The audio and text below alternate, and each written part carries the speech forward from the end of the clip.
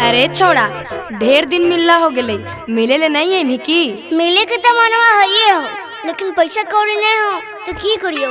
अरे तो पैसा नहीं हो तो हम की करियो? तोरा मिले ले आना हो तो आना हो हर हाल में। अच्छा ठीक हो, हम कुछ उपाय करियो। का रे अंश, ढेर देरी से बतिया रही है, केकरा से बतिया रही है रे? अरे के कहियो, हमार गर्लफ्रेंडवा मिले ला बुलल कर और हमरा पास गाड़ी नहीं हो। ए उज्जवल, तू अपने वाला गाड़ी लेना चल। ठीक हो भाई, हम ले लेबो, लेकिन पेट्रोल ओकरा में नहीं हो, डलावे पड़ता। अच्छा ठीक हो, हम डलवा लो। पेट्रोलवा डला ले भाई, नहीं तो फिर खत्म हो तो फिर दिक्कत हो तो। आगे चल ना, आगे डलवा लो। हाँ ले ले ले ले, देखिए हो गए ने बंद कर रही जखने डलावे तो सुननी नहीं। अब फोनमा करके मंगा ही पैसा अपन गर्लफ्रेंड वासे। उधर भाई। अच्छा ठीक हो, फोन लगा भैया। हेलो।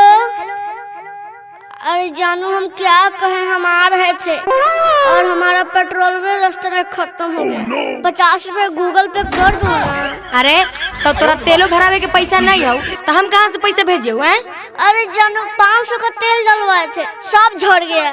झड़ गलो तो हम की करिए? सब सपना पर तू पानी फेर देनी है? एकदम हमार दिमाग खराब होके भेल है।